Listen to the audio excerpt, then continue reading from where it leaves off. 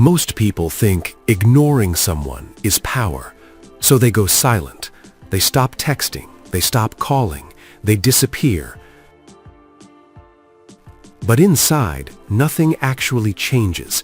They still check their phone, they still hope for a message, they still wonder what the other person is thinking. That's not power, that's just silent attachment. Real power begins when you stop needing the outcome, when their attention no longer controls your peace.